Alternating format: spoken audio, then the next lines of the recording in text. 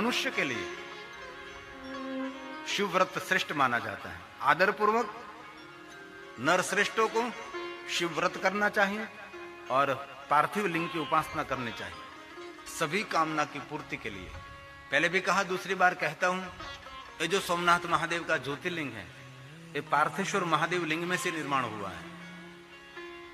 चंद्र पार्थेश्वर महादेव की पूजा कर रहा था और पार्थेश्वर महादेव में से भगवान शिव का दर्शन हुआ और चंद्र की प्रार्थना और देवों की प्रार्थना से भगवान शंकर जी यहाँ चंद्र के नाम से, सोमेश्वर नाम से भगवान शंकर जी यहाँ विराज रहे हैं।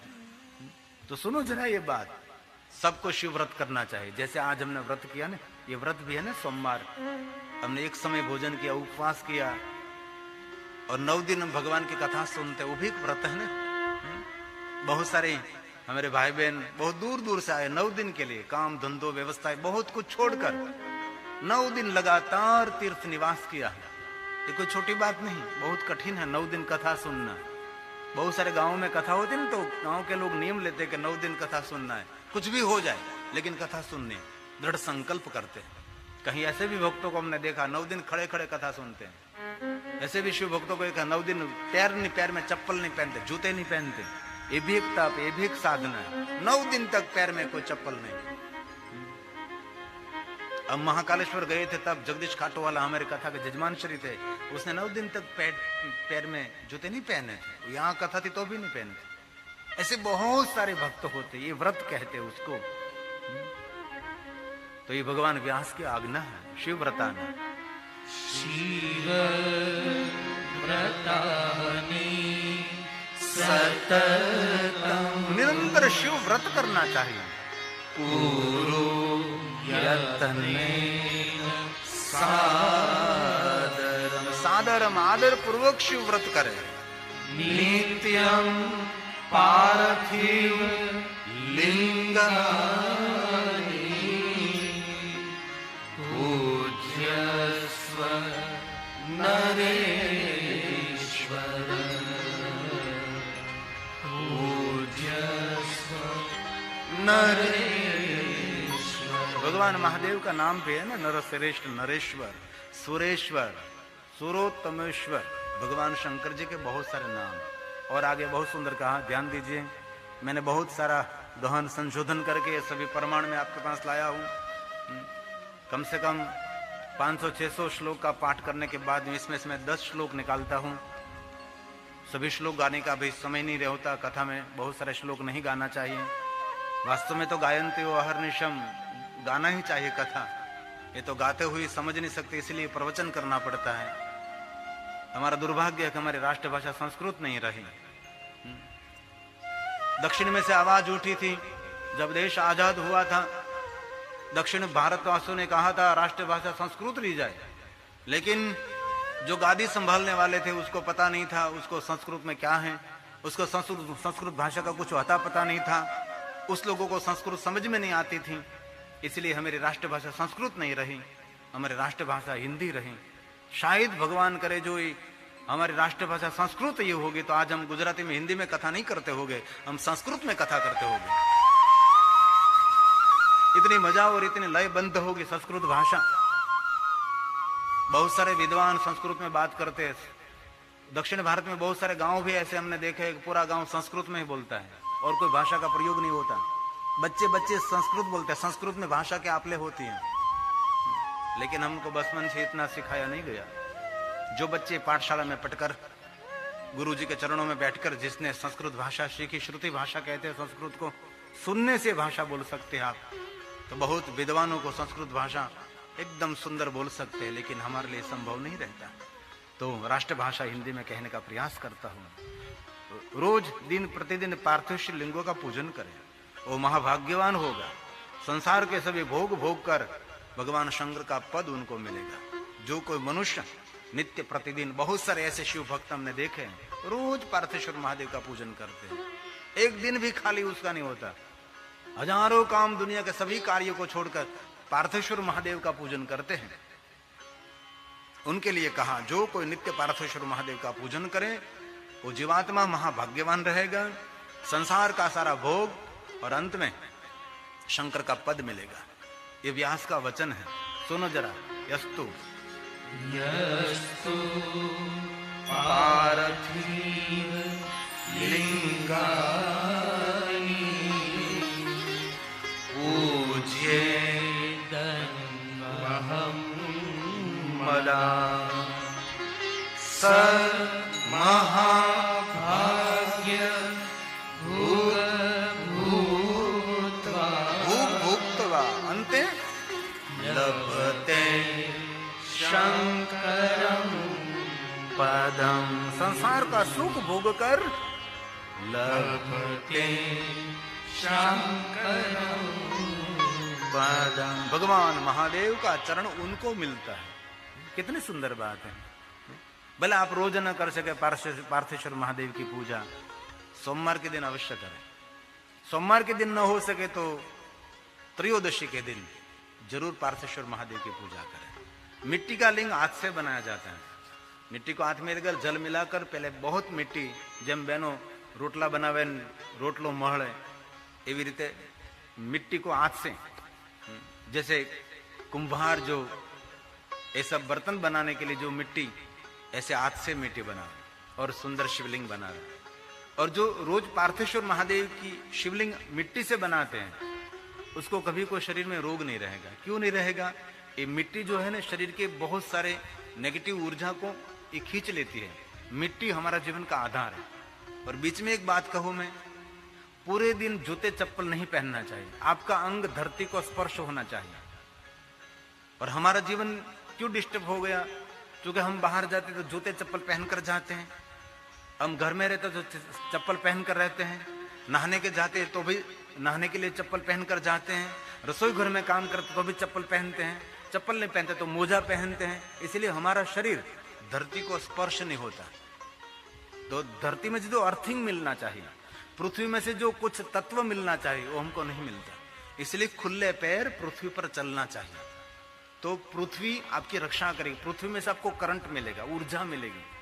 इसलिए 24 घंटे मोजा बूट चप्पल पहनने की आदत छोड़िए। मिट्टी के साथ आपका संपर्क रहना चाहिए। एक बड़ा मनोविज्ञान है, हमारे हेल्थ के लिए है। इसलिए हमारे ऋषि मुनियों ने पार्थेश्वर महादेव बनाने की कहा। क्यों कहा? हाथ में जो गलत गर्मी है, आपके शरीर की एक नेगेटिव ऊर्जा है, वो मिट्टी खींच लेती है। इसलिए शिवलिंग बना रहा हाथ से, मिट्टी से। अब तो दुनिया बदलेगी। अपनी बहनों કેટલી સુંદર ગાયના પોદળા ભેગા કરતી, છાણા થાપતી। હવે તો નખમાં સાણ ભરાઈ જાય। સુરપંખા જેવા અવડાવડત નખ હોય। નખ જેના મોટા હોય તેને ક્રોધ બહુ આવે। એટલે નખ બહુ મોટા ન રખાય। નખ રાખો એટલે માનસિક અસર થાય। શરીરનો મેલ છે। इसीलिए नखून थोड़ा सा कम रखे अथवा नखून नहीं रखे। ये दिमाग को तेज बनाता है, क्रोधी बनाता है। इसीलिए नख को तोड़ दीजिए। नहीं, अभी नहीं तोड़ना, अभी तोड़ने लगे। आपकी शुरू हो गया, तोड़ो चलो। ऐसा नहीं करना है। इसलिए हाथ से मिट्टी, आपका संपर्क धरती के साथ रहना चाहिए। इसलिए पार्थेश्वर महादेव पूजा की एक अलग महिमा है। बहुत सुंदर बात है, सभी व्यास जी की बात है। मोक्ष लाभ की इच्छा के लिए पार्थिव शिवलिंग का पूजन करें। कोई साधना नहीं, कोई उपासना, कोई अनुष्ठान नहीं। मैंने बहुत बार कहा, कुछ भी कठिन नहीं है। ये सब आप कुछ कर न सके तो कम से कम बिलवृक्ष के नीचे, वटवृक्ष के नीचे, पिपल वृक्ष के नीचे जो मिट्टी रहती है अथवा तुलसी के गमले में जो मिट्टी रहती है उसका शिवलिंग हाथ से बनाओ। हाथ से बनाओ और सुंदर शिवलिंग का आकार करो। आपका स्पर्श मिट्टी के साथ मिल जाएगा और भगवान को जल चढ़ा दीजिए। तुलसी बिली वृक्ष के नीचे, एकदम सरल, बहुत सरल है। ऐसे आप पार्थेश्वर महादेव अभी जो टेलीविजन में देखते हैं, ये सामने बिलवृक्ष का छोड़ है। और मैंने पार्थेश्वर महादेव, जब हम वडोदरा ऑनलाइन कथा गा रहे थे, सुरेश पटेल, हंसा पटेल, तेजस पटेल के वहां राधेश्याम पार्टी प्लॉट में 2 बिलवृक्ष के नीचे हमने व्यासपीठ बनाई थी। कोई श्रोता मेरे सामने नहीं थे, हम कथा गाते थे। तब हमने आद्र नक्षत्र माक्षर मास में 1000 दीपों की दीपमाला भी की थी और ऐसे पार्थेश्वर महादेव का पूजन भी किया था। यहाँ भी सागर के तट पर गंगेश्वर महादेव, वैणेश्वर, कितने महादेव हैं। इसकी पूजा की महिमा है। कुछ न कुछ करते रहो। अरे बैठा बैठा बगासा खाधा कर तो शर्म नहीं आती? मोटा मोटा मोढ़ा पड़े लाडुओ तमारा मोढ़ा में आपी दो। कुछ न कुछ करते रहो यार। एक श्वास भी हमारी एक्टिविटी के बिना खाली नहीं होना चाहिए, निरंतर कुछ करते रहो। रात को सोते समय भी स्तोत्र सुन, रात को सोते समय भी मोटिवेशन सुनते रहो, जब नींद नहीं आती तब तक पुस्तक पढ़ते रहो। आपके पास गलत विचार करने के लिए फुर्सत नहीं होनी चाहिए, दूसरों की निंदा करने के लिए, दूसरों का खराब बोलने का विचार भी बोलने समय नहीं होना चाहिए। क्यों समय है आपके पास? एक बात कहूं, सबसे बड़ा भाग्यवान वो है रात को 11 बजे, 11:30, 12, 12:30 बजे सोए और आंख खोले सुबह हो जाए, ये भाग्यवान है। कई लोग तो सोने के लिए कितनी टैबलेट खाते हैं, टैबलेट देखते रहते हैं, टैबलेट खाते रहते हैं। टैबलेट मतलब आता नहीं देखने के लिए, लैपटॉप का छोटा भाई टैबलेट कहते हैं उसको। बहुत सुंदर बात की है, ये व्यास का वचन है। यस्यास्ति मोक्षं लभेत, जिनको मोक्ष की इच्छा है वो पार्थेश्वर महादेव की उपासना करे। तेन यत्नेन सादरम्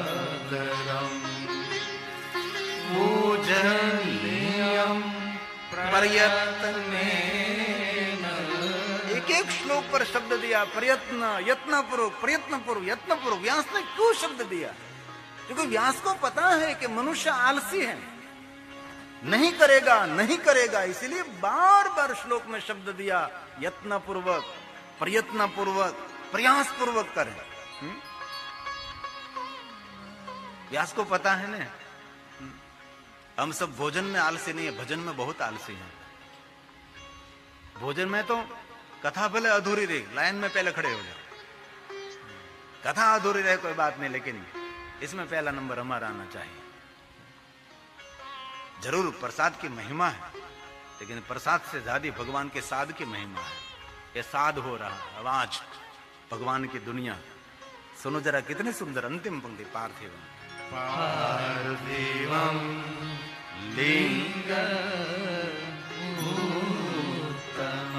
उत्तम पार्थेश्वर लिंग का पूजन करें, प्रयत्न पूर्वक करें। और कहा, मिट्टी में से शिवलिंग निर्माण करके उसकी पूजा करने से दारिद्रता दूर होगी। व्यास जी ने कहा, मैं मध्यस्थी हूं, मैं टीचर हूं, मैं आपको पढ़कर सुनाता हूं प्रमाण के साथ, आधार के साथ। स्वयं भगवान व्यास ने कहा, जो कोई मनुष्य मिट्टी में से लिंग निर्माण करके भगवान महादेव का पूजन करेंगे उसकी दरिद्रता दूर होगी, और मिट्टी के भगवान पार्थेश्वर महादेव की पूजा करने से उसको लक्ष्मी कृपा करेगी और वीरवान होगा। वीरवान मतलब वीर होगा, वो तेजस्वी होगा। वीर का अर्थ तेज होता है, बल होता है, ताकत होती, प्रतिष्ठा, मान, सम्मान, ज्ञान, विद्या, बहुत सारे अर्थों में ये शब्द को ले सकते हैं आप। वीर पुरुष वीरवान होगा जो कोई पार्थेश्वर महादेव की पूजा करेंगे, इसलिए करनी चाहिए। भले नित्य न हो सके, सोमवार, त्रयोदशी, महाशिवरात्रि, कभी कभी अवसर मिले तो विशेष प्रकार से, कोई कठिन नहीं। मुझे बहुत समय से विचार प्रकट हो रहा है कि जहां जहां कथा हो वहां स्पेशलिस्ट को बुलाकर ऐसे क्लासेस चलाना चाहिए 9 दिन के लिए। जिनको पार्थेश्वर महादेव की पूजा सीखनी है वो सुबह में 9 बजे से 10 बजे, 10 बजे से 11 बजे 1 घंटे आ जाए, उसको प्रैक्टिकल प्रयोग करके उसको पार्थेश्वर महादेव की पूजा सिखाई जाए। ये हो सकता है। विचार प्रकट हो रहा है कि कहीं लोगों को पार्थेश्वर महादेव की पूजा नहीं आती, तो सरल हो सकता है, ये कर सकते हैं, हर कोई व्यक्ति कर सकता है।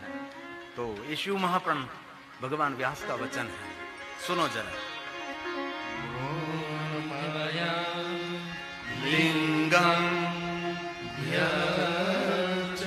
मिट्टी का भगवान महादेव का लिंग, उनका अर्चन करे तो महादारिद्र्य नाशकम्। ये बात पूरी समझ रहे हैं ना आप? इतने सरल शब्द है ना, कठिन तो नहीं है ना। क्या कहा? महादारिद्र्य नाशकम। तो पार्थेश्वर महादेव का पूजन करो तो क्या होगा? महादरिद्र, दरिद्र मतलब बहुत निर्धनता, बहुत निर्धनता। और आज ने तो कल भगवान कृपा करेंगे। जो कोई निर्धन है एक बार महादेव को समर्पित हो जाए। धन निर्धन को देत सदा ही, जो कोई जहां से हो फल पाए। और एक बात गुजराती में सुन लीजिए, ગરીબ પરિવારમાં જન્મ થવો એક પ્રકૃતિની ઘટના છે. ગરીબ પરિવારમાં ગરીબ માતા પિતા, ગરીબ કુટુંબ, ગરીબ પરિવારમાં જન્મ થવો એક ઘટના છે. એ જ ગરીબાઈમાં મરી જવું એના ગુનેગાર આપણે છે. એમાંથી ઉપર ઉઠવું પડે આપણે. તપ તપ સાધના અનુષ્ઠાન ઉપાસના પુરુષાર્થ परिश्रम धीरे धीरे धीरे ऊपर उठो. एक कदम से पहाड़ नहीं चढ़ सकते ना.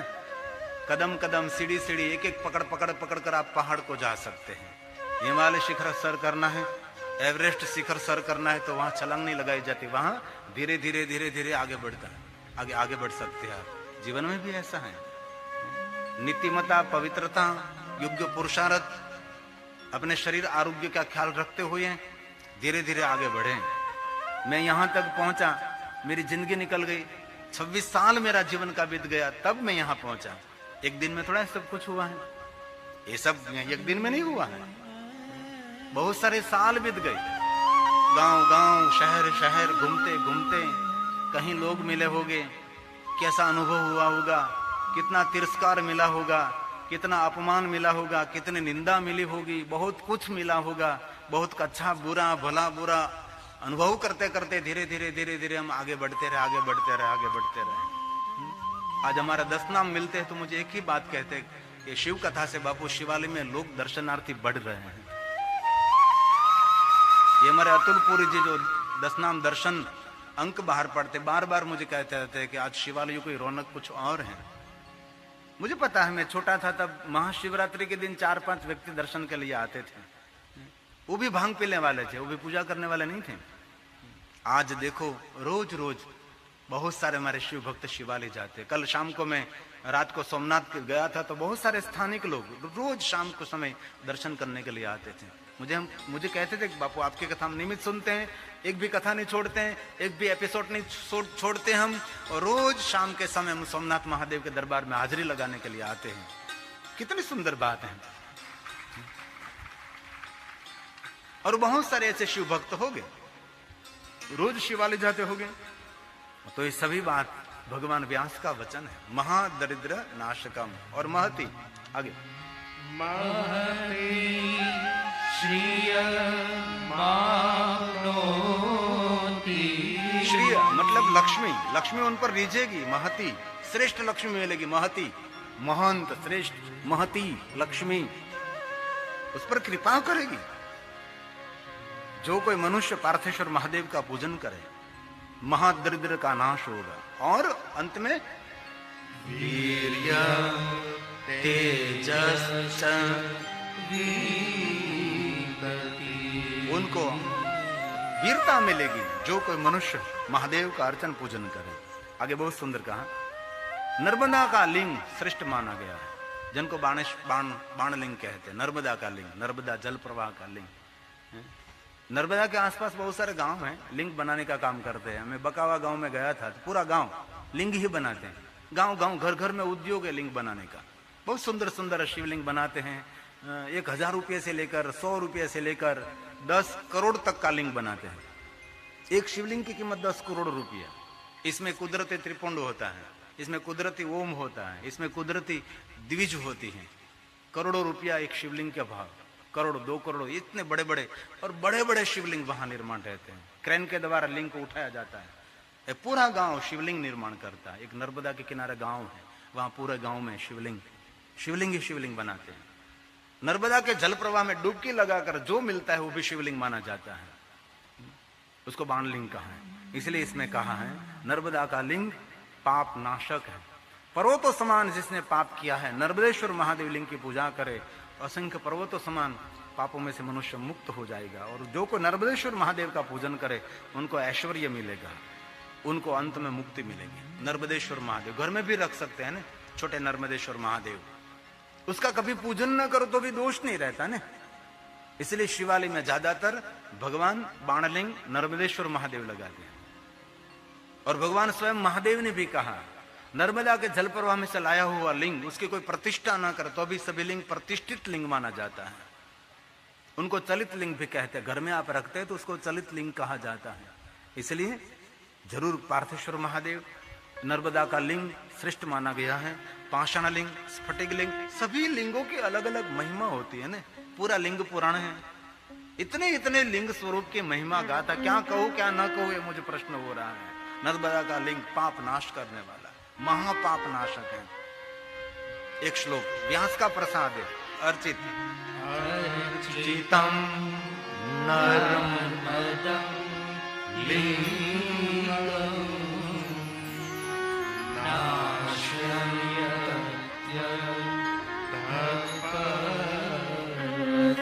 घ पर्वत, घ मतलब पाप, अघ ददाति महदैश्वर्य,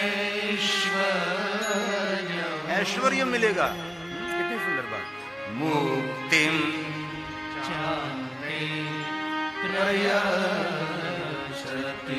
अंत में मुक्ति भगवान शंकर जी जीवात्मा को मुक्त कर देते हैं। कितनी सुंदर बड़ी बड़ी बात है, सुंदर सुंदर बात है। और एक भगवान परम सदाशिव मानव मात्र का मंगल करने वाला देव है। पार्थिव लिंग की पूजन करने से पुनर्जन्म नहीं होता। ये जीवात्मा जीवन मुक्त हो सकता है जो कोई मनुष्य पार्थेश्वर महादेव का पूजन करे। बहुत समय नहीं लगता, बहुत कम समय लगता है। रोज रोज बनाओ तो इसमें कुछ समय नहीं लगेगा ना, जल्दी जल्दी बना सकोगे आप। कुछ पाने के लिए कुछ तो करना पड़ेगा ना। रोटी खानी है तो पहले रोटी बनानी तो पड़ेगी नहीं। जीवन में कुछ आप चाहते हैं तो उसके लिए कुछ तो प्रयास करना पड़ेगा ना। ऐसे बैठे बैठे तो कुछ नहीं मिलता ना। और 100 बात की एक बात मैं दिल से कहता हूं, बंद भाग्य को खोलने के लिए एक ही चाबी है जिनका नाम शिव है, और कोई नहीं है। एक ही महादेव है। बहुत सारे निर्धन लोग हमको मिलने के लिए आते हैं, उसको एक ही बात कहता हूं, अटूट श्रद्धा के साथ भगवान शिव को समर्पित हो जाओ। कोई न कोई रास्ता निकल आएगा, कोई न कोई जीवन में ऐसा चमत्कार होगा कि आपके जीवन में कुछ और रोशनी हो जाएगी। इसलिए उसका पुनर्जन्म नहीं होगा, जीवन मुक्त हो जाएगा। और आगे कहा, शिव के सिवा अन्य कोई देवता पार्थिव शिवलिंग में पूजित नहीं होता। पार्थिव शिवलिंग में पूजा भगवान शिव की होती है, अन्य देवताओं के कभी नहीं होते नहीं। अगर ऐसा भी करने लगेगा ना लोग, उसके भगवान की मिट्टी में से मूर्ति बनाने लगेंगे। इसलिए व्यास ने यहां मना कर दिया, दूसरे के नहीं बनती। व्यास की देखो, उसकी स्मृति देखो। अभिषेक महादेव का होता है ना, और किसी का अभिषेक नहीं। व्यास जी ने एडवांस में कह दिया कि और कोई देवताओं की पार्थिव प्रतिमा नहीं बना सकते, और कोई देवताओं की पार्थिव पूजा नहीं हो सकती, सिर्फ भगवान शिव की पार्थिव पूजा हो सकती है। क्योंकि आजकल सभी शास्त्रों की नकल करके श्लोक बनाकर दुनिया को फेंक रहे हैं। विद्वानों को स्पेशलिस्ट बनाकर अपने कब्जे में ले लिया, और को श्लोक बनाओ, श्लोक बनाओ, श्लोक बनाए जाते हैं। जैसे शेर शायरी बनाते हैं वैसे श्लोक निर्माण करते हैं, और श्लोक निर्माण कर दिया, लोगों को गुमराह कर रहे हैं। और एक बात मैं दिल से कहता हूं, मैं 10 नाम हूं, शिव की बराबरी करने वाला दुनिया में कोई देव नहीं है। और शिव की बराबरी कोई देव के साथ करनी भी नहीं चाहिए, क्योंकि शिव ही शिव है और कुछ है ही नहीं। लेकिन बहुत लोग ये चालाकी कर रहे हैं। ये मैं बोलता हूं तो मुझे नजदीक लोग बहुत डांटते हैं कि आपको ये बोलने की जरूरत नहीं है, क्योंकि डर लगता है ना उस लोगों को, गिराने का डर लगता है ना, कोई भी तरीके से मुझे गिरा देंगे, और गिरेंगे तो अभी फिर महादेव की कृपा से ऊपर उठ जाएगा। ध्वजा पवन नहीं होता तो गिर जाती है ना, फिर पवन आने से ध्वजा फिर ऊपर उठती है। इसलिए भगवान व्यास ने रोक लगा दी, और किसी की पूजा पार्थेश्वर में नहीं हो सकती। कई भी हमें अभी एक संप्रदाय के चौकस वक्ता बोल रहे थे, मैंने बहुत बार मैं कहा कि हमारे भगवान ने जगत को निर्माण किया, हमारे भगवान ने सूर्य, चांद, पृथ्वी, सागर, सरिता हमारे भगवान ने निर्माण की। और एक बात याद रखना, जिस भगवान का जन्म हुआ ने वो जगत रचयिता नहीं होता। जो अजन्मा है वही जगत रचयिता होता है। अजन्मा कौन है बोलो तो सही, भगवान महादेव, भगवान शिव अजन्मा है। अवधूत पिता शून्य माता, जो जन्म और मृत्यु जिनके नहीं वो जगत के रचयिता है। जिनका जन्म हुआ, जिनकी मृत्यु हुई, ये जगत रचयिता नहीं है, उनका अंश है।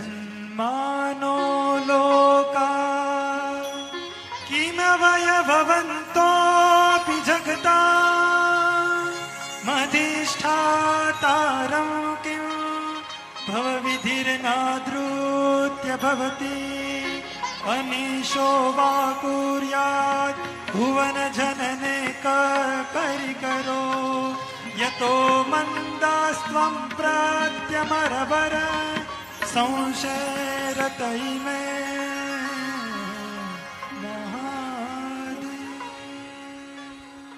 ये श्लोक भगवान व्यास के रचना है और ये बात गौतम ने कही है। सत्य कहा गौतम। व्यास ने कहा ये बात मैंने गौतम ऋषि के पास से सुनी है। क्या सुनी? अन्य देवताओं की पूजा पार्थेश्वर मिट्टी में से बनाकर नहीं हो सकती, सिर्फ भगवान शिव की पूजा हो सकती है। शिव के सिवा और कोई देवताओं की पूजा पार्थेश्वर में नहीं हो सकती। मेरी बात समझ में तो आ रही है ना? आया ना? तो सुनो जरा श्लोक। शिवान्य देवता शिव के अन्य कोई देवताओं की पार्थेश्वर नहीं। पार्थिवं लिंगं मर्चनं न तत्फलं वाप्नोति सत्यं नित्यं। ये व्यास ने कहा मैंने गौतम ऋषि के मुख से सुनी। एक गौतम ऋषि ने कहा, परम शिव भक्त हुए ना गौतम ऋषि, जिनके द्वारा हमारा भगवान त्र्यंबकेश्वर महादेव ज्योतिर्लिंग हम सबको मिला है। इसलिए व्यास ने कहा सत्य, एक गौतम ने सत्य कहा है। क्या कहा? सत्य मिथ्या गौतम। ये गौतम जी ने कहा है कि और कोई देवताओं की पूजा पार्थेश्वर में नहीं होती, पार्थेश्वर में पूजा भगवान शिव की होती है। और कहा अंदर और बाहर से जो शिव को समर्पित हो गया है उनको इष्ट सिद्धि मिलती है, अर्थ सिद्धि मिलती है, सभी प्रकार की अष्ट सिद्धि मिलती है। इसमें कोई संशय नहीं है। कैसे? बाहर से हो तो अंदर से, जो शिव को समर्पित हो गया है। एक बार समर्पित होके तो देखो, 4 चांद नहीं 1000 चांद लग जाएगा जीवन में। एक बार बाबा को समर्पित होते क्या नहीं मिलता? धन संपत्ति वैभव जमीन जागीर मान सम्मान प्रतिष्ठा क्या नहीं मिलता? पैसा तो उनके लिए गौण हो जाता है, कंजूस के लिए पैसा प्रधान होता है ना? ये व्यास का वचन है। सभी अंदर और बाहर से शिव को समर्पित हो जाओ। अतः शैवो भवं प्रीत्या संपूर्ण महादेव को समर्पित, अंदर और बाहर से भगवान महादेव के चरणों में प्रेम। बाह्याभ्यंतर मादरात, आदर के साथ बाह्य और अंदर। कितने सुंदर संस्कृत के शब्द हैं। तत्पूजनात् वैशिष्टार्था अष्ट सिद्धि नौ निधि सब कुछ देने वाला शिव। सिद्ध्यन्त्येन न संशयः। इसमें कोई संशय नहीं। सभी सिद्धि महादेव देता है, सभी सिद्धि महादेव देता है। सिद्ध्यन्त्येन न संशयः। कितनी बड़ी बात है। और कहा बहुत सुंदर बात है, दिल को स्पर्श करने वाली बात है। कुबेर का सारा धन रावण ने लूट लिया था। कुबेर निर्धन हो गया था। कुबेर के पास कुछ भी नहीं रहा था। वैश्रवा कुबेर सारा धन लूट लिया रावण ने। वहां से विमान भर भर कर लंका में पहुंचा दिया। क्या अलकापुरी, अलकनंदा, हिमालय में नदी है ना अलकनंदा, अलकापुरी से निकली हुई अलकनंदा, अलकापुरी कुबेर के नगर का नाम। पूरा सुवर्ण ले गया था, पूरा सुवर्ण, विमान भर भर भर भर कर, जैसे भारत देश में से लोग ले गए ना। हमारे सब पैसे सोने के थे, हमारे बर्तन सोने के थे भारत में, देखो तो सही। हम सब भोजन करते थे बर्तन सोने के बर्तन में हम भोजन करते थे। अब प्लास्टिक भी नहीं रहा, कागज की पत्रावली हो गई, कुछ भी नहीं रहा। कागज में भोजन करते, कागज में चाय पीते, देखो तो सही। बूठा जेवो पूठाમાં ચા પીવે, પૂઠું જ ને, પૂઠા ના કપ હોય, बुद्धि बूठी थी जाए। क्या हालत भारत की हो गई। कितने लोग लौट गए, कितने लोग लौट कर, फिरंगी आए, ब्रिटिशर आए, पोर्टुगीज आए, है ना, कितने लोग आए, भारत को लूटने लगे, लूटने लगे, लूटने लगे। क्या बात। ऐसे कुबेर एक बार लूटा गया था। ये बात भगवान व्यास ने कही है। कुबेरस्य धनं पूर्णं सर्वं वैष्णवो रावण ततो दरिद्रः सम्भूत कुबेरो धनवर्जितः। सुंदर बात। कुबेरो धन, कुबेर निर्धन हो गया, कुबेरो धनहीन हो गया, वीरजिन, कोई धन नहीं, कंगाल हो गया कुबेर। तब कुबेर ने क्या किया? महादेव की उपासना की। खूब दुख हुआ कुबेर को, दुख के साथ और गिरिशालय गया। गिरिशालय मतलब जहां भगवान शिव रहते हैं, गिरिशालय। जैसे शिवालय होता है ना, और शिवालय में जहां पार्वती रहते हैं उसको गिरिशालय कहा जाता है। गिरिजा, गिरिपुत्री, हिमालय पहाड़ की पुत्री, गिरिपुत्री कहा जाता है। जहां अंदर पार्वती नहीं है उसको शिवालय कहा जाता है। जहां शिवालय में अंदर पार्वती है उसको कहा जाता है गिरिशालय। ये एक नया शब्द है, ये सुंदर संशोधन है शास्त्र का। हम तो शिवालय बोलते और ऐसे बोल सकते हैं, ऐसा कोई बात नहीं। लेकिन जिन शिवालय में गौरी बैठे उसको गिरिशालय कहते हैं, गिरिशालय, गिरिशालय कहते हैं। समझो तो भगवान सोमनाथ महादेव के सानिध्य में बैठे हैं। पहले भी कहा, दूसरी बार कहता हूं, जिस भूमि पर हम बैठे हैं भूमि कोई सामान्य भूमि नहीं। हजारों की संख्या में, लाखों की संख्या में शिव भक्तों की शहीदी की भूमि है। आज सोमनाथ महादेव की ध्वजा आसमान में फड़क रही है। ये भूमि चंद्र की तपस्थली है, जहां भगवान शिव भवानी के साथ, देव समूह के साथ, सागर की लहरों के तट पर भगवान महादेव यहां प्रकट हुए थे। और शिव ने कहा था, प्रभास तीर्थ में को जब तब साधना, अनुष्ठान, उपासना करें, वो मनुष्य श्राप और रोग में से मुक्त होगा। शोक और रोग दोनों में से मुक्त करने के लिए भूमि प्रभास तीर्थ की भूमि है, जहां हम बैठे हैं। ये सोमनाथ महादेव, ये प्रथम ज्योतिर्लिंग है, ऋषि मुनियों की प्रिय स्थली रही है। यहाँ सारे विश्व के देवताओं के चरण पड़े हैं। यहाँ महादेव प्रकट हुए हैं। चंद्र ने असंख्य ऋषियों के साथ तप किया है। यहाँ मृत्युंजय मंत्र का अनुष्ठान हुआ है। इसलिए मृत्युंजय मंत्र सिद्ध करने की भूमि प्रभास तीर्थ भूमि है। मृत्युंजय मंत्र को सार्थक करने की भूमि चंद्र के तपस्थली चंद्रेश्वर महादेव, सोमेश्वर महादेव, सर्वेश्वर महादेव, विश्वेश्वर महादेव, सोमनाथ महादेव है।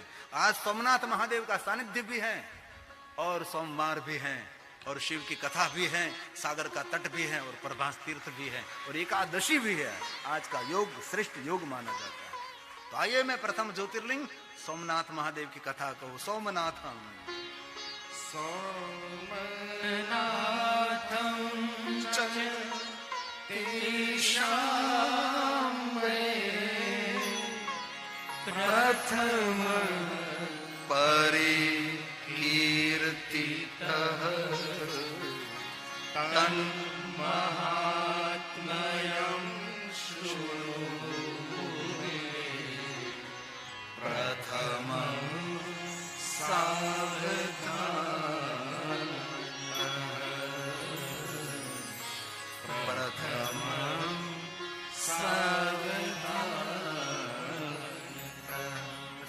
महाराणा जी ने कहा, हे महात्माओं, अब मन को एकाग्र करके सावधान होकर प्रथम ज्योतिर्लिंग सोमनाथ महादेव की कथा का श्रवण करें।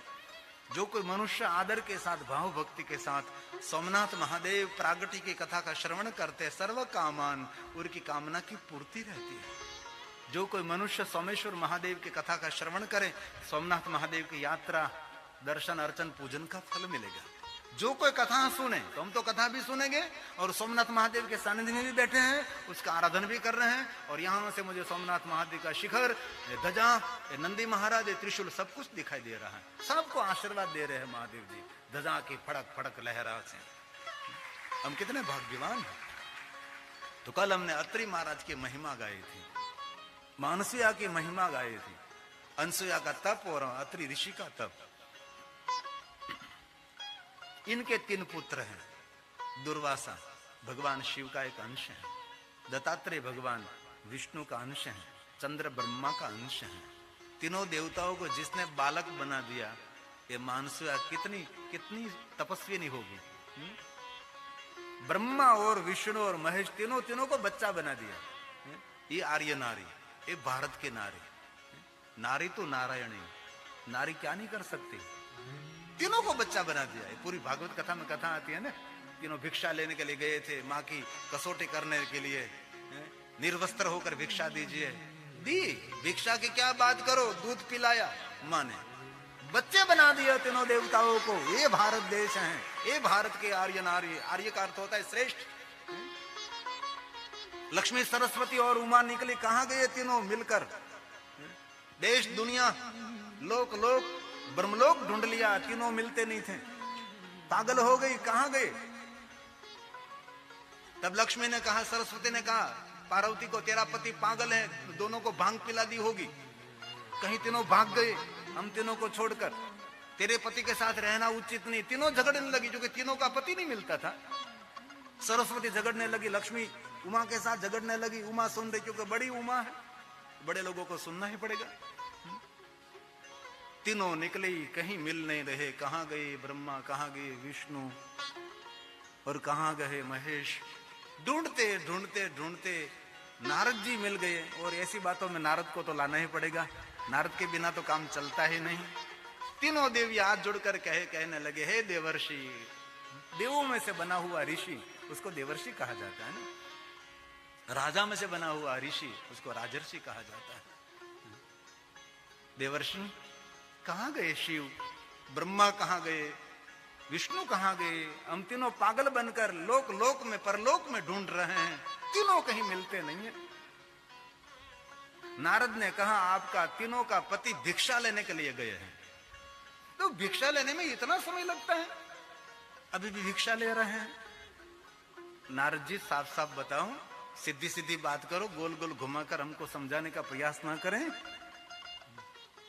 तब नारद ने कहा, अत्रि और अनसुया का आश्रम पहुंचो, आपके तीनों पति बालक बनकर झूले में झूल रहे हैं, छोटे छोटे पोते बन गए। तीनों देवी मां के पास आई, मां मेरा पति, मेरा पति, मेरा पति, मेरा पति, झूले झूल रहे थे तीनों साथ में। मानसुया ने कहा कि जो वहां पड़े हैं तीनों ले लो, सब सबके पति कांख में उठा कर ले जाओ। यहां जो झूले में झूल रहे हैं, ये ब्रह्मा विष्णु महेश तीनों है, ले जाओ आप। तीनों देवी गई, देखे झूले में तो झूल रहे थे तीनों बच्चे निर्वस्त्र। माँ के पास ऐसा गैर बर्ताव किया था अनसुया के सामने कि निर्वस्त्र होकर हमको भिक्षा दीजिए। वो तीनों निर्वस्त्र होकर झूले में झूल रहे हैं। लक्ष्मी देखे, पार्वती देखे, ब्रह्मा ने देखे, तीनों को पहचाने कैसे कि कौन ब्रह्मा है? कि तीनों से एक से बच्चे, जो जुड़वा बच्चे हो। तीनों सोच में पड़ गई कि मैं पहले उठाऊं। लक्ष्मी ने कहा, तो मेरे हाथ में शंकर आ गया तो कितनी गड़बड़ हो सकती है। कोई पहल नहीं कर रहा है, तीनों बच्चे एक सरीखे बच्चे हैं, क्योंकि मां ने बच्चे बना दिए। तब तीनों देवी मानसुया के चरण पड़ गई, महानसुया धन्य है तेरा तप, धन्य है तेरी साधना मां। ये नारी की शक्ति है, इसलिए नारी शक्ति को कभी निंदिए नहीं, नारी को दबाने का कोशिश नहीं करे। नारी शक्ति को ऊपर उठने दीजिए। कोई भी क्षेत्र में आज नारी के लिए हम गौरव करते हैं। हमारे भारत की नारी आसमान में पेश में रहकर आई, जो अहमदाबाद की थी। क्या नहीं करती है मेरी बहन। आज मैं खारवा समाज में गया था, तो खारवा समाज के साथ बहुत सुंदर वार्तालाप हुआ। पूरे समाज के लीडर जो समाज के पटेल होते हैं वो सबको मिला, बहुत बड़ा सुंदर स्वागत भी किया। खारवा भाइयों बहनों को मैं, जो प्रधान खारवा समाज के थे, उस सब लोगों में रामापीर का मंदिर वहां में उसकी बाड़ी में गया था, तो बहुत सुंदर वार्तालाप हुआ। मैंने कहा आप समाज में क्या क्या एक्टिविटी करते हैं, समाज को ऊपर उठाने के लिए क्या करते हैं? तो प्रेरणा देने वाली बात, जो माछी मार दरिया खेड़ू है, मछली मारते, मछली खाते, मछली बेचते हैं, जो दुर्गंध में रहते हैं लेकिन सूझ कितनी सुंदर। उसने एक बात कही, पहली एक्टिविटी हमारी वो है, हमारा कोई भी खारवा समाज का कोई भी पुरुष कोई नारी कभी पुलिस स्टेशन नहीं जाते हैं, उसका निवारण हम करते हैं। जमीन का झगड़ा हो, पति पत्नी का झगड़ा हो, कुछ भी हो, हम समाज के 5 लीडर उनका निर्णय करते हैं, और समाज जो निर्णय करे वही स्वीकार्य रखना पड़ेगा। इसलिए हमारे कोई व्यक्ति को वकील की आवश्यकता नहीं रहती, कभी हमको कोर्ट में जाना नहीं पड़ता। ये पहली हमारी एक्टिविटी है। ये कितनी सुंदर बात है। दूसरी एक्टिविटी, जो निर्धन दरिद्र हैं और स्वयं ज्यादातर खर्च नहीं करते, सभी मिलकर समूह लगना साल में 2-3 बार कर लेते हैं। एक खर्चे में सबका खर्च हो जाता है। और मेरे को क्या करते हैं, उसने कहा और हमारे बच्चे को पढ़ाने का हम प्रयास करते हैं, बच्चे को पढ़ाएंगे, हमारी बहन बेटियों को पढ़ाएंगे हम, और समाज में उच्च स्थान हम उसको देना चाहते हैं। कोई ऑफिसर हो, कोई प्रोफेसर, कोई डॉक्टर हो।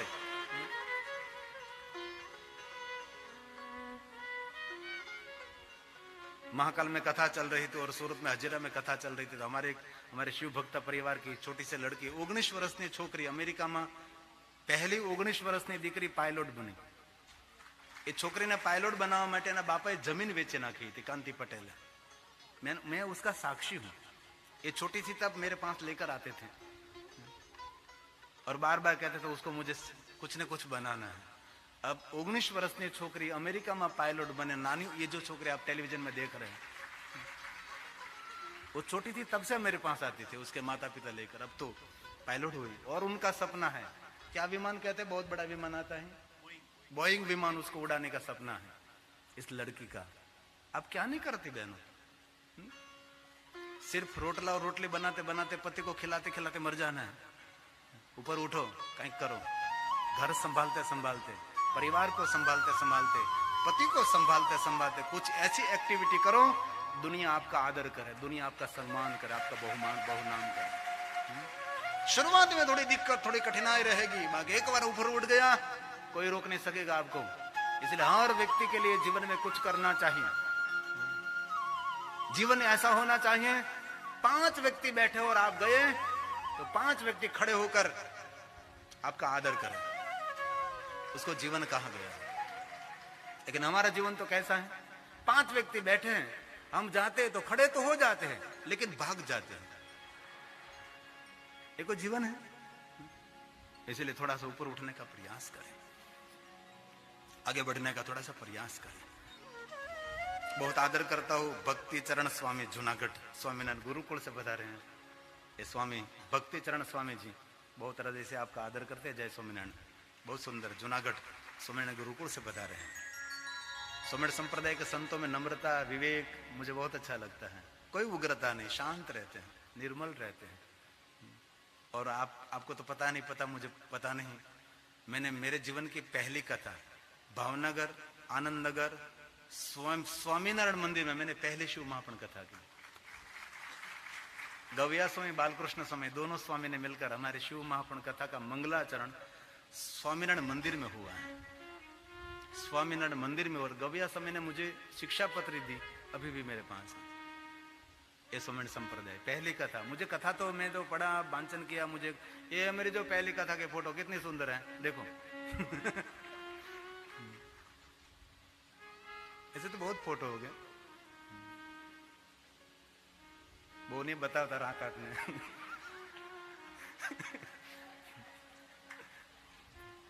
मैं जब उज्जैन में कथा कर रहा था तो बहुत हमारे मध्य प्रदेश के भाई बहन मुझे मिलने के लिए आते थे, तो मुझे कहते बापू पहले तो आप बहुत कुरूप दिखाई दे रहे, अब तो धीरे धीरे आप में रूप खिल रहा है।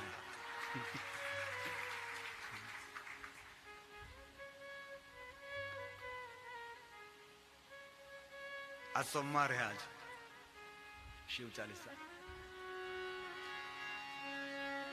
गाते हैं ना, आप आते हैं ना मुखपाठ, जिनको कंठस्थ है वो साथ में गाएंगे ना। और यहाँ को एक बार पाठ करो तो एकम बाग कोटि गुणित, हमने 1 करोड़ बार शिव चालीसा का पुण्य मिलेगा ना। शिव चालीसा क्या महिमा भारत की नारी, आर्य नारी की। और तीनों देवियों ने कहा कि मां तथास्तु, जो आप कहे वैसा ही होगा। इस वरदान के कारण ये 3 पुत्र अनसुया कह रहे हैं। दत्तात्रेय भगवान का चरित्र दिव्य चरित्र है, दुर्वासा मुनि का चरित्र भी दिव्य चरित्र है।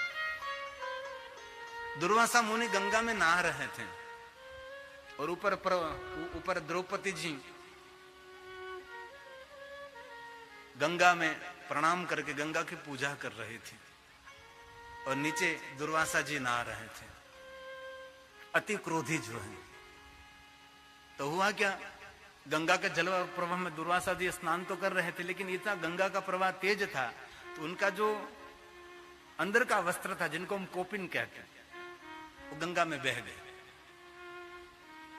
तो सामने द्रौपदी जी थी, कैसे बाहर निकले, लज्जा मर्यादा का जतन करना था और गंगा के प्रवाह में बहुत समय तक खड़े रहे, बाहर नहीं निकले। तो द्रौपदी जी समझ गई कि कुछ तो गड़बड़ है। तब उसने मन की आवाज सुनकर उनने जो साड़ी पहने थी, आधी साड़ी को तोड़कर गंगा के जल प्रवाह में बहा दिया उसने। और ऊपर से ये साड़ी का टुकड़ा बहता बहता आया, दुर्वासा ने पकड़ लिया और उसकी कोपिन बनाकर वो बाहर निकले। तब दुर्वासा ने वरदान दिया कि द्रौपदी जी, आपके अंग पर कभी वस्त्र खाली नहीं होगा। इतनी छोटी सी सेवा कितना बड़ा फल देती है। ये दुशासन कुछ भी नहीं कर सका मां द्रौपदी को। कथा कहां से कहां ले जाती है। और मैं बहुत दिल से कहता हूं, दिल भरकर कहता हूं, आप सब सोमनाथ महादेव के सानिध्य में भगवान महादेव की कथा में बैठे हैं। आपके भाग्य की सराहना मैं तो नहीं, कोई देवता भी नहीं कर सकते। इतना बड़ा भाग्य है, यहाँ बैठना कोई छोटी बात नहीं। मुझे कल कोई कह रहे थे सब भोजन के लिए आ रहे हैं। गलत, कोई भोजन के लिए नहीं आते। भोजन तो प्रसाद के रूप में लिया जाता है, कोई भोजन के लिए नहीं आते, यहाँ प्रसाद के रूप में लिया जाता है। और मुझे कल शाम को मैं रसोई घर की ऑडिट करने के लिए गया था, तो मुझे शिकायत की गई है कि लोग बहुत बगाड़ करते हैं, आप थाली में बहुत जूठा छोड़ते हैं। हृदय से प्रणाम करता हूँ। एक अन्न का कण किसी को जीवन दे सकता है, तो खाओ मण भर, लेकिन बगाड़ो नहीं कण भर। बिल्कुल थाली साफ कर रही, ऐसा जूठा छोड़कर कभी नहीं जाना चाहिए। मुझे शिकायत कर रहे थे, वो आप बगाड़ बहुत करते हैं, इसलिए बहुत हृदय से मैं प्रार्थना करता हूँ। आज मैं आप भोजन करने के बाद मैं सभी पत्रावली देखने के लिए आऊंगा।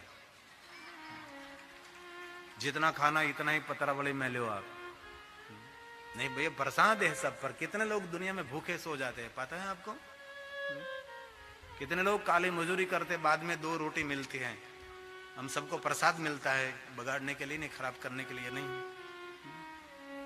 और दूसरी मुझे रिक्वेस्ट करनी है, 2 दिन पहले जब बहुत प्रसाद में इधर उधर हो रहा था, तो 2 निर्धन बहन है, उसका एक बहन का मंगलसूत्र, एक बहन का सोने का चैन कहीं गिर गया है।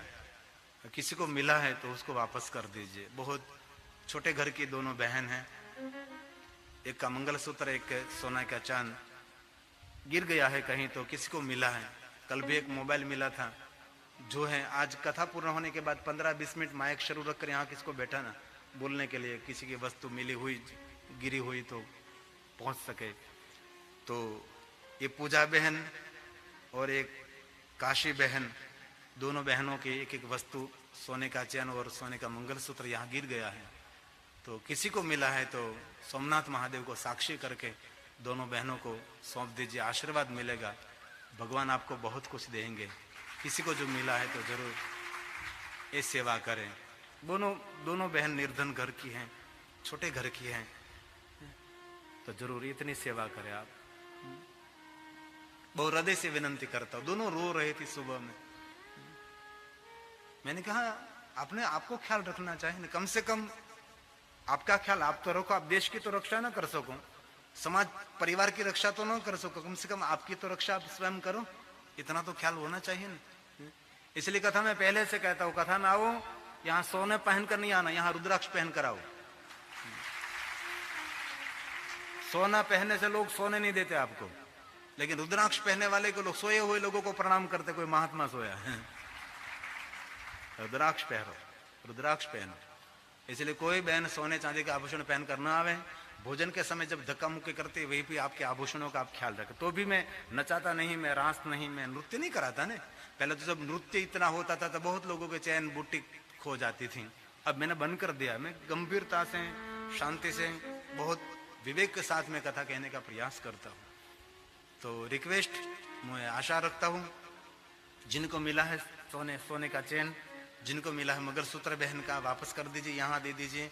हम दोनों को बुलाकर वापस कर देंगे। जो मिला है तो जरूर टेलीविजन के माध्यम से कहीं यहाँ नहीं खो गया हो तो बाहर कहीं खो गया हो, क्या पता यहाँ से खोया हो। ऐसा तो ना कि यहाँ खोया है, कहीं बाहर भी खो गया हो, तो जरूर आप मिला दीजिए। तो बहुत बहुत आदर करते हुए, सोमवार के दिन और कुछ न हो सके तो कम से कम सोमवार के दिन आप मानस पूजा का पाठ करें। बड़ी महिमा है। क्योंकि मुझे पता है सोमनाथ महादेव की मुझे कथा कहनी है, पर 10 मिनट में नहीं हो सकती, ये बहुत लंबी कथा है। इसलिए मैं कल कहूंगा, आज तो नहीं हो सकेगी क्योंकि 10 मिनट तो बाकी हैं, अब नहीं हो सकता। आइए सोमनाथ महादेव को मानस पूजा कर लेंगे। 2 पंक्ति। मन से की गई पूजा श्रेष्ठ पूजा है। जितने मेरे पास भाई बहन शिव भक्ति का दान करने लेने के लिए आते तो मैं उसका ही कहता हूँ, महादेव की भक्ति के लिए 3 वस्तु, मंत्र, माला और आसन। होगी महादेव की भक्ति, कोई चीज वस्तु की आवश्यकता नहीं, कुछ भी नहीं। एक आपका आसन हो, एक रुद्राक्ष की माला हो, पंचाक्षर मंत्र हो, एक आसन हो, एक माला हो गया माला माल, कुछ बाकी नहीं रहता। और ज्यादा साधन सामग्री रखने से क्या लाभ। और शंकराचार्य ने उनसे भी बाहर निकल दिया। माला भी नहीं चाहिए, आसन भी नहीं चाहिए, मंत्र भी नहीं चाहिए, सिर्फ मन से भगवान शिव की पूजा करें। मन से गंगा में स्नान करो, मन से सुंदर वस्त्र पहनो, बाल में भस्म का त्रिपुंड करो, बाहु पर भस्म का त्रिपुंड करो, रुद्राक्ष धारण करो, प्रसन्न मुख मुद्रा से भगवान शिव की पूजा करो। मन से मन से मन से मन से, इतनी मजा आएगा, मन इतना तंदुरुस्त हो जाएगा। पूजा में लगा दो मन को। कर सकते कि नहीं? मन से भगवान को स्नान कराओ, मन से चंदन, मन से पुष्प, बिल्व पत्र, सोना चांदी, हीरे मोती, बहुत सारे जवेरियात, कीमती कीमती सोना मोहर अर्पण करो। मन से करना है, क्या खर्च हो रहा, मन से करना है। और कुछ भी ना हो सके तो सोमवार के दिन मानसी पूजा भगवान शिव जी करें। आइए, शंकराचार्य का प्रसाद है, हम शंकराचार्य की परंपरा में हैं, इसीलिए रोज रोज हम शंकराचार्य को याद करते रहते हैं। हमारे 10 नामों की परंपरा शंकराचार्य की परंपरा है। गिरी, पुरी, भारती, वन, अर्ण, तीर्थ, सागर, सरस्वती, ये सभी हमारे 10 नामों की परंपरा है। हमारा सबका आचार्य शंकर, आदि गुरु शंकराचार्य महाराज है, उनकी हम परिवार हैं। हमारा कर्तव्य है शिव धर्म का प्रचार प्रसार करना, शिवालयों का जतन करना, अवसर आने पर शिवालयों की रक्षा करने के लिए त्रिशूल और तलवार भी उठाना, ये 10 नामों का कर्तव्य है। 10 नामों को शंकराचार्य महाराज ने 2 विद्या प्रदान की, शास्त्र विद्या प्रदान की और 10 नामों को शस्त्र विद्या प्रदान की। आज सुबह सुबह में सूर्यभाव और क्षत्रिय बहुत मिले थे और हम बात कर रहे थे, और मेरे साहब यहाँ के पीआई साहब जो पुलिस अधिकारी पूरी रक्षा करते हैं वो भी मेरे साथ थे, वो भी राजस्थान के क्षत्रिय हैं। तो उसने मैंने कहा हमारे 10 नामों में 2 गुण होता है, ब्राह्मणों का गुण रहता है और क्षत्रिय का गुण रहता है, क्योंकि हमारा प्रागट्य है ये दोनों का मिलन है। शंकराचार्य महाराज ने 10 शिष्य ब्राह्मण के बनाए, क्षत्रिय के बनाए, और किसी को नहीं। 10 शिष्य ब्राह्मण के बनाए, 10 शिष्यों को विवाह करना था, तो बड़े बड़े राजाओं के पास गए, तो राजाओं ने उसकी कन्या दी, इसलिए हमारी माँ क्षत्रिय रही, पिता ब्राह्मण रहे, इसलिए हमारे में गुण ब्राह्मणों का भी है, हमारे में गुण क्षत्रियों का गुण, इसलिए हम तलवार घुमाते रहते हैं। दोनों का गुण 10 नाम में रहता है। 10 नामों की परंपरा है, शिवालयों की रक्षा, शिव धर्म की रक्षा, शिव धर्म का प्रचार प्रसार, ये 10 नामों का कर्तव्य है। बहुत बार मैंने कहा कि सारी दुनिया संप्रदाय में गई, लेकिन 10 नाम समाज कोई संप्रदाय में नहीं, सिर्फ भगवान शिव महादेव के सिवा उनके पास कुछ भी नहीं। ये शिव है।